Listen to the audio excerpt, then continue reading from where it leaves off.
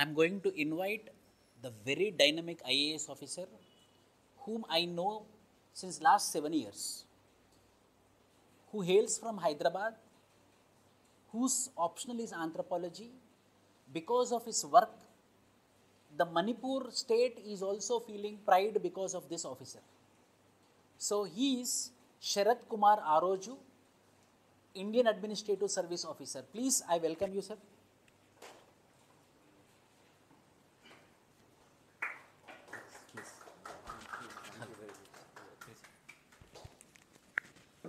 I know him, he's my friend, but still, because of his services in Manipur, I am forced to call him sir. Those that much good activities he did at Manipur. So, Sharat Kumar,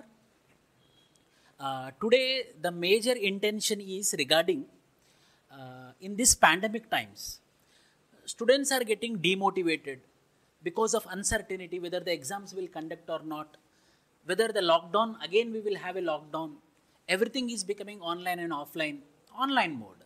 So please can you suggest some how the students will can take this as an opportunity or a liability? Uh, First of all, I would like to congratulate my friend here, Mr. Vishnu, who I have met him like 7 years back or so during one of the interviews in Delhi. Thank you for having me here.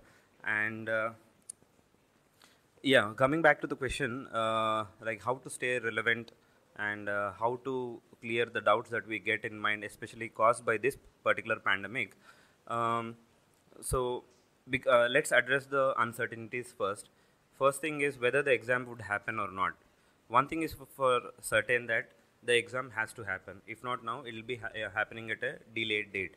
But there is always a requirement for officers, and you are aspiring to become one officer. So obviously there is no any other alternative that UPSC has.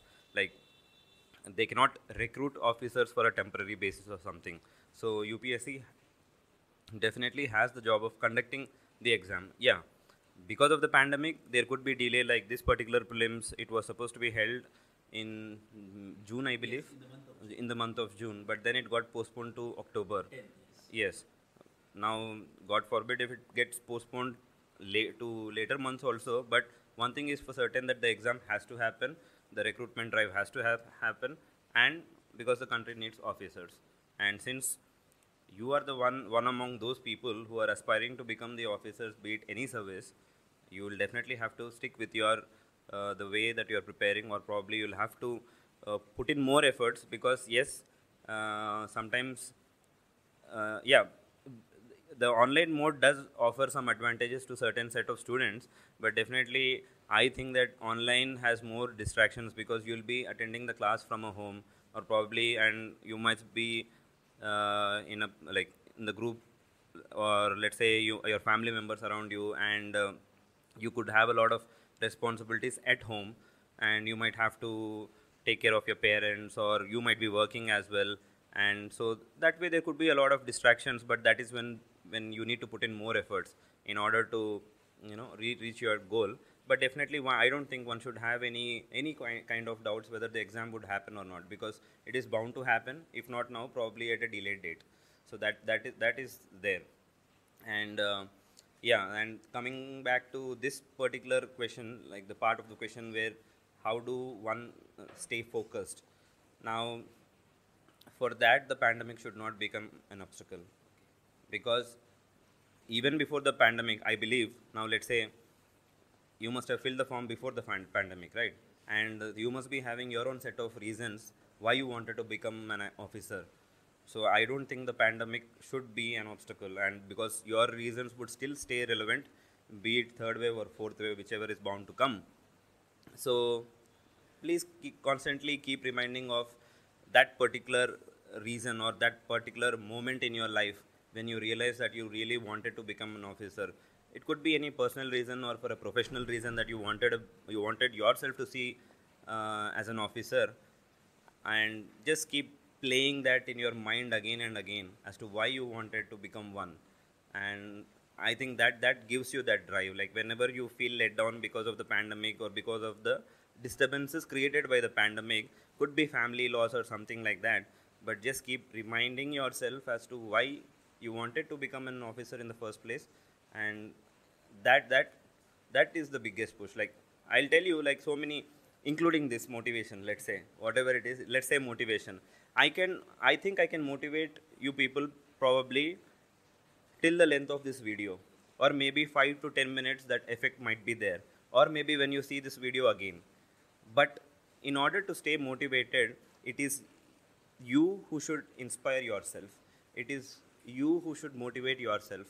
Like, you are the one who's supposed to discover that, like, how you would create a difference in the society by becoming an officer, be it for personal reasons, be it for professional reasons. Keep yourself reminding of your goals, of why you wanted to become an officer, what. And obviously you must be of, whosoever is watching, I am assuming that they'll be easily 25 years of age. You must have had like hundreds and thousands of experiences in your life, be it failures or successes. Keep keep those in memory, keep revisiting those memories, keep cherishing those good ones. And that is where you'll keep enriching yourself, you'll keep inspiring and motivate yourself. And probably you can do that during the pandemic time in order to stay relevant. So I hope that I've addressed the question. One of our student here from the student community, Yes, please. they want to ask that how you felt in Labasana. Okay. So your Labasana experiences. My Labasana experience, it was great. Um I'll tell you, this may sound too filmy, but like, when I was preparing for my exam in 2000, I was preparing during 2014, 15, and 16. These were my years of preparation. During that time, I did not have a smartphone, but then I had a tab. And I used to prepare from the tab everything that is online related. So I used to keep that Labasana, what the name of the building is, Karmashila. I used to keep that as the wallpaper in that. Again, too filmy. But I just wanted that, okay, whenever I'll go there, I'll take a photo in front of that building.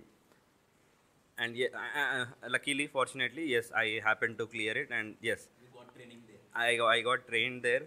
And being in IAS, that is the institute for the IAS people. So yeah, the very first thing I did at Labasana was I stood in front of that building, I took a selfie, and I never looked at that building again. So yeah, training is good. The place as such is good, and especially I finished my graduation in 2013, and since then I've been attending. I never been to a professional, like, let's say, college like institution or something. So I'm going back to an institution after 4 years gap, and amidst so many officers also.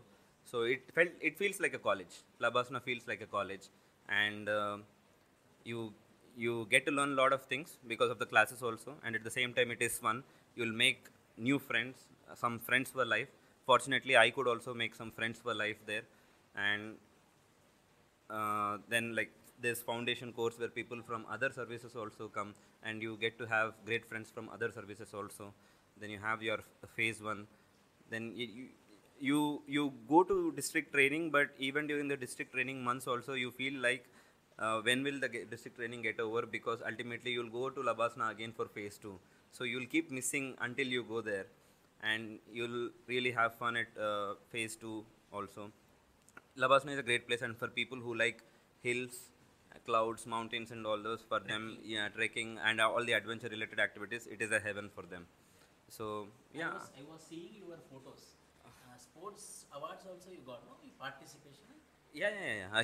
Sports though, because of there is a event called as I think athletic meet or something that happens during the foundation course. And yeah, various, there are several individual sports also, and then there are group events also. Yeah, wherever I could play, I could play. One more question. Your optional is anthropology. So one of the student want to know that how to prepare anthropology optional and how many marks you got. So I scored 312 in anthropology during in my CSC 2016. 312 means a very big mark. How you can get that those many marks? No, there were bigger marks than mine. Even I got terrified when there were like people who scored more than 320 also in the same year. But yes, yeah, 312. In fact, that is what helped me get a rank also. So yeah, it was a good marks, I believe. So it was because of every most of us, we read the same books.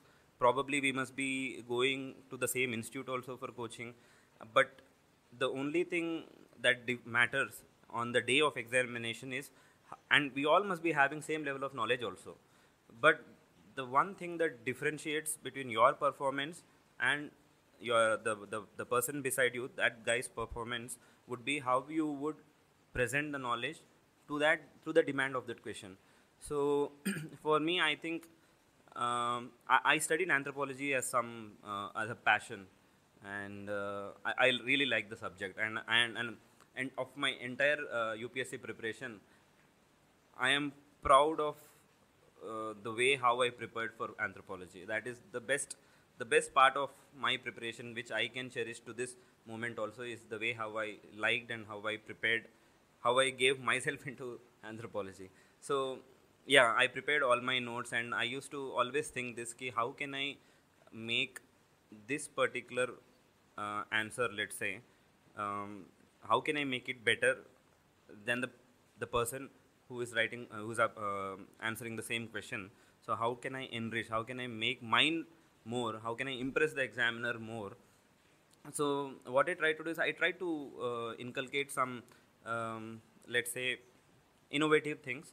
I used to rely a lot on current affairs, and whenever I used to read current affairs for GS also, I used to make sure that anything that I find remotely related to anthropology also, I would find ways and means of linking that particular current affairs to one of the syllabus topics in anthropology.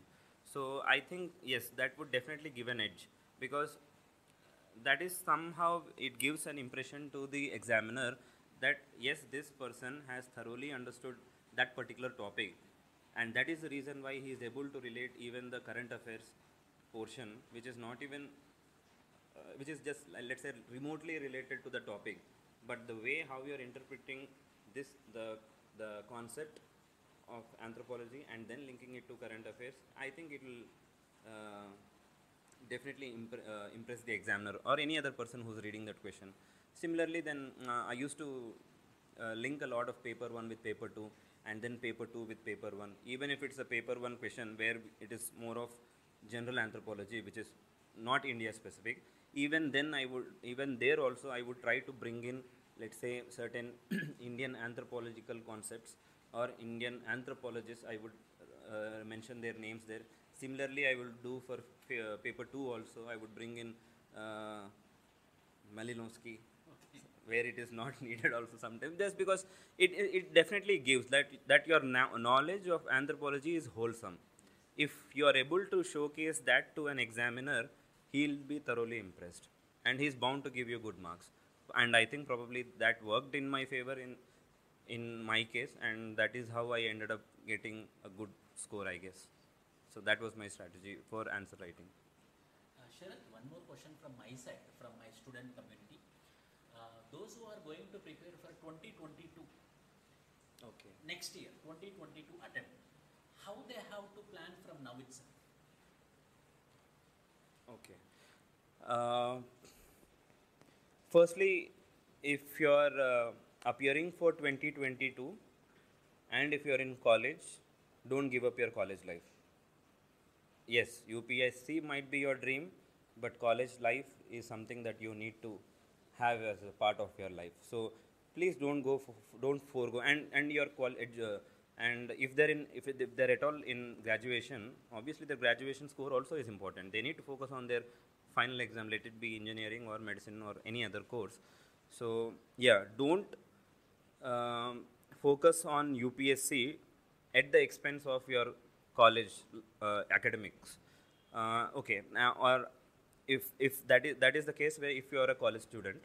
Otherwise, if you are to apply for 2022 and if you're targeting 2022, what I would suggest is first things is that you need to test yourself whether will you be in sync with how your life would turn out to be once you become an officer. So one way of testing that way is current affairs. So I would suggest a person who has not yet started anything and who's targeting 2022, I would suggest that person to pick up a newspaper, a good standard one like Hindu or Indian Express, and then go through read the paper, not just not just having a glance at the newspaper, but read it thoroughly, because that is what you'll be doing for the next 2-3 years of your preparation also, and that is what you'll be dealing with once you become an officer also, the current affairs portion. So that is for a person who's targeting an attempt which is 1.5-2 years away from now. I would definitely suggest that they get in touch with the current affairs, so that you will get to know where do you stand. And similarly, I would recommend them to start off with NCRTs. And I don't think that they should start worrying about answer writing, start worrying about essay right from now itself, because for that there will be sufficient time. First things first is that get a basic understanding of how this preparation is going to be, so that you can get it through current affairs and also through NCRT books. So that is what I would suggest. So, I understood Sharath that Sharath, as an IAS officer, he is recommending that start a newspaper and NCRTs. Don't get worried that I have to prepare for essay, I have to prepare for ethics. So it's a process. It's a process which you have to start with the newspaper, then the next NCRTs, then the standard books, then the answer writing practice. So on one day you cannot break the wall. So it's a process. In a process, if you prepare 100%, the success is what? The very good point the Sharath has been told. And one more question from my side. 2021 prelims who are going to write on October 10th, how they have to prepare from today for 2021 October 10th prelims examination, and Jan 10th mains are there for 2021. So please, can you throw some light? Yes, firstly, we all have to accept the fact that most of the aspirants study the plan that they made for themselves. I think that was greatly affected because of the pandemic. Now they'll have to again fine tune and that they'll have to adapt themselves to the new timelines that have been prescribed, which is being prelims in October and mains in Jan. So for prelims, what I would say is I think there's hardly 100 days left. So for me, again, the game changer for any prelims, I'm telling you from my experience, because out of all the 3 phases, prelims, mains and interview, my best, I would say, or the most comfortable phase for me is prelims, and that I was able to do through a lot of tests. It does not matter how much you read, because more or less you, along with all the 4,99,999 aspirants, would read the same books. So what makes the difference is how you test your own self as to how much you have studied or how much you retain. So basically it's called as applied learning. So the more questions you solve, the more tests you solve, I think that is what will help you get a better score. And my suggestion would be is to at least solve 2 test series, at least minimum. It's 20 question papers. No, 35 plus 35. I would definitely recommend, because that is what I did. In fact, you now if there are like whatever be the number of days, pick a question paper every day and solve 100 questions every day. But that is only the first part of it. It doesn't end there. You will have to solve the question paper and go through the solutions also, and then revise the solutions also, because it is superficial, doing things superficially, it won't help you.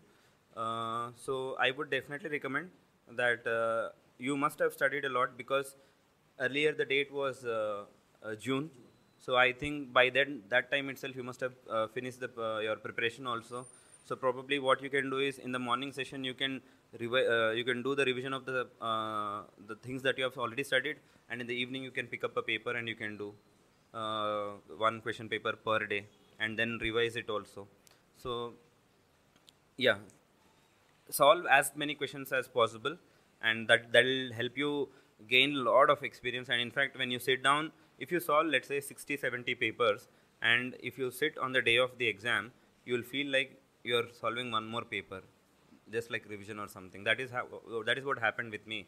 And the amount of confidence that I got on the day of prelims, like I was very sure, like I knew that the answer, I mean, what I have marked is correct and all that. So you are not worried with prelims? Not at all, not at all. I was getting around 150, 160 before the prelims, and on the day of prelims, I think I got around 146 in that paper. So the prelims is my core area, so I was not worried about it. But yes, again, for every mains, I was definitely worried about it, because anthropology was always giving me good marks, but somehow, how much like I put in a lot of efforts for GS, but I don't know what was going wrong, and so I used to put more focus on GS. So, and now let's say coming back to the question, how do you prepare yourself for January mains? So here it's two things. If you are a senior aspirant and if you have already cleared prelims once or twice and you have appeared for mains, I can suggest that you may take a risk of another 15-20 days into mains preparation now itself. You can do that. You can risk that because you have already cleared the first obstacle. And for a fresher who has never cleared prelims, don't take that risk. I would suggest that whatever the remaining days are there till October 10th, please focus on prelims only. Do not worry about mains now. But for a veteran, I would definitely say that since you have accomplished that first hurdle, you can probably invest another 15-20 days because you have the experience into maybe your optional or maybe GS, or you can focus on that GS mains topics, which will make you help with revision of GS prelims also, the similar topics. So that way you will cover both the topics. So maybe that could be one approach. So, 3 takeaways. Number 1, for prelims there should be a reverse engineering. Means when you do your test, please find where the wrong happened, go through the solution and come back and check why it became right and why it became wrong. Number 1. And number 2, for seniors, Sharath told that if you are a senior aspirant, then take now 15 to 20 days and prepare for mains. After prelims, again you have to sit for your answer rating or test series. And if you are a beginner, don't take any risk, prepare for the prelims so that you can go smoothly with your prelims. And yes, I also know him, his prelims was easily up to 150 marks. Everyone was been worried somewhere around 110, 105, hota hai ki nahi, but this person was somewhere around 145 in all his attempts. And one more question regarding your interview preparation. Why? Because interviews are scheduled from August 2nd. Can you tell them who are attending now interview for 2020 because of the postponement, because of the pandemic, how they have to prepare? Okay. So particularly for the for the people who are preparing for interview, I'll just briefly tell about my own experience. So I have attended 2 UPSC interviews, and also the other interview was not for civils but for CAPF. I just wanted to give an attempt at CAPF also. So for there also I was selected for the interview. So total I had given 3 interviews at UPSC, 2 for civils and 1 for CAPF. And you won't believe that I got same marks in all 3 attempts. 165 out of 275 in all. That means that this is your character. Like in my case, this is me out of from my 26, 27 years of my existence, and that cannot change overnight. And probably my results prove that. I got 165 in every attempt I gave. I neither did I improve myself, probably, and I did not disappoint too much also, maybe. But again, yes, it doesn't mean that there is no room for improvement. You can definitely fine tune yourself. You cannot change your character or something like that, but you can, yeah, definitely you can fine tune so that you get adapted.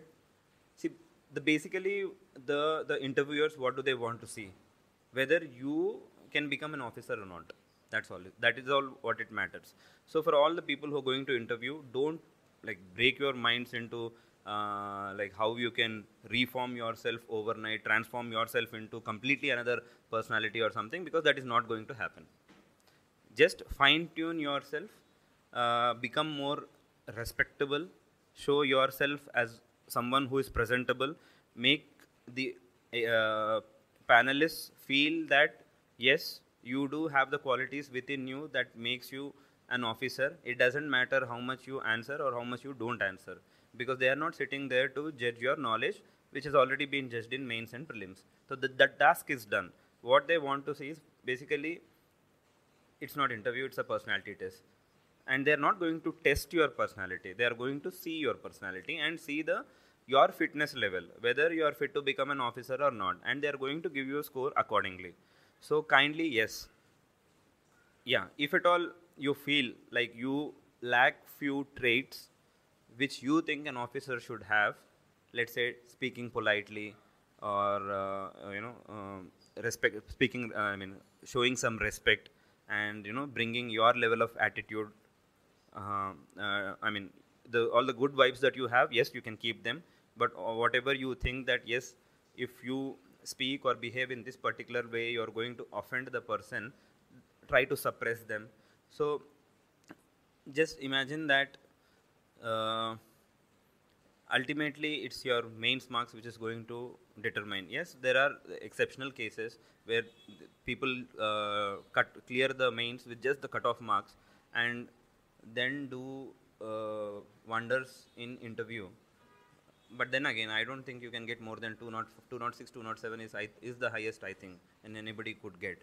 But then again, if you really have very good score in mains, you shouldn't be worried too much. Just be yourself, only fine tune yourself.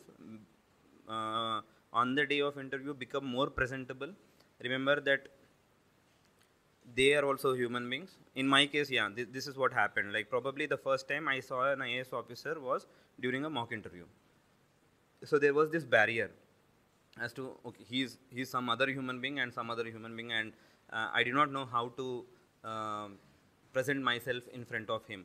But I'm sure, yeah, I got 165, and I'm sure, like, given that I'm 4 years into surveys, if I was given a chance again to appear in personality test, I'll get 200 plus easily, because now I know.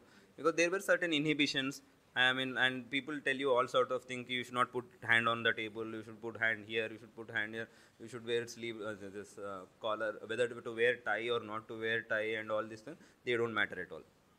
They are not there to judge your attire. Yeah, but obviously you should, that's what, when I said you have to go in a presentable form, you should look formal, like an officer. That's all. That is what matters. So don't break your head in focusing on petty things.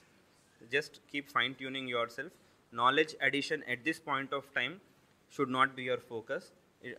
Just fine tuning your personality in line with how you imagine an officer to be. That should be sufficient. That should be the way of preparation for personality test. Finally, I want to thank from our academy to coming to our offline classroom and addressing our students. So can you tell few words for their motivation or for their inspiration? How was your service at Manipur, and how to be self-motivated? Please. Like I said again, there might be several toppers, better toppers than me, or more established people than me. It could be any walk of life. The motivation or the inspiration that you draw from those kind of people is very temporary. This is what I believe. If you look around yourself within your own family, or probably your mother or your own father, or your own life experiences, they are more inspiring, and that you'll have to discover yourself.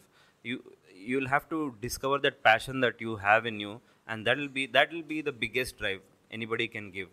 So staying motivated, find a purpose as to why you want to clear the exam. And exam is not life. This I can tell you for sure. And since you have asked another question as a part of the bigger question, like what this 3-4 years of service that I have been into, uh, clearing UPSC will not solve your life's problems. This is for sure. There will be a life after UPSC also, where you will have to struggle on a daily basis. The kind of challenges that you would face after becoming an officer are different. Don't think that the challenges will be lost, but yes, they are exciting challenges. That is definitely that is sure. And yeah, your standard of life will improve, your quality of life will improve, the challenges you face will be different, it will be at a bigger level. You will be managing probably thousands of people. And but again, don't take it granted for that it will be a cakewalk once you clear UPSC. Until your training ends, it might be a cakewalk, but after that you'll start facing the hard realities of life also. But nevertheless, it is a challenge that you should look forward to. And there are experiences, particularly with the sometimes it could be with the people from the other services, or and people, let's say seniors within your service, or it could be politicians or something. But everybody usually comes with a good intention only. It's just that sometimes it is because of the difference of opinions, it leads to misunderstanding, miscommunication. Just be respectful. uh, you should just be duty bound, and that should help you uh, get ahead of the obstacle. And no need to crave for any awards, rewards, and anything. That'll happen if it's to happen. But anyways, life is good, but don't take it for granted that it's going to be very rosy or something. You'll have your set of challenges cut out for you. And uh, one thing there's only one thing that I would tell everybody, from that, drawing out of my own experiences, that until you make a clear distinction that whether you are just interested in UPSC or whether you are actually serious about it, that is, if you realize that, that is when you start your real preparation. For I had given 3 attempts, and I was during the last year of my MBBS itself. I thought, okay, let me give UPSC and all. And during my first attempt, when I went to Delhi and all, I thought ki if I just have interest, I'll become IAS officer. But no, that is not the truth.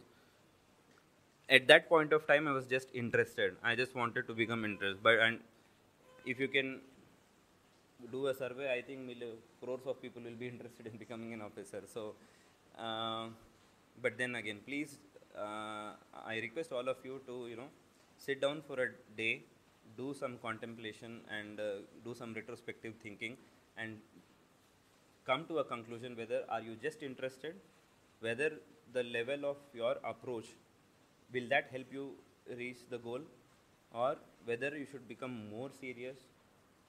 That is something. So please differentiate between interest and seriousness. And I think that once you start making that distinction, you will be you will be seeing your goal more clearly in that way.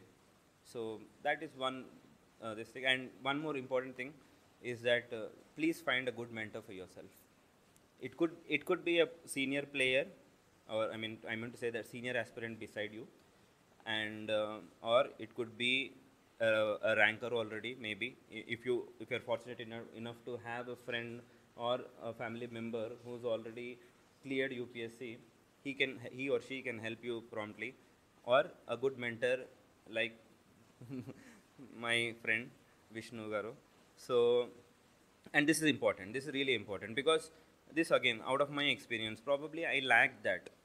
And I realized at the end of my 3 attempts, when I cleared the attempt, that had I had an opportunity of knowing someone who is more experienced than me, who could personally help me or guide me, I think, I'm sure, at least the 3 attempts could have become 2 attempts only, maybe.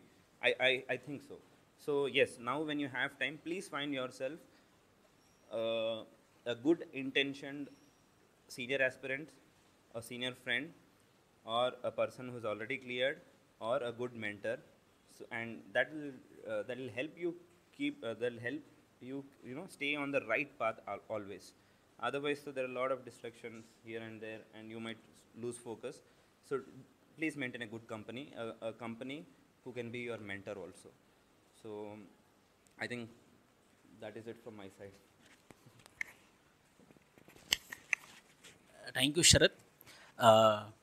Two things. If you are interested, anyone is interested. Interest is not right attitude. If you are, then you have to be serious. That is 100% correct. Anyone can apply UPSC application. Anyone. Minimum qualification degree 21 years is required to apply for UPSC.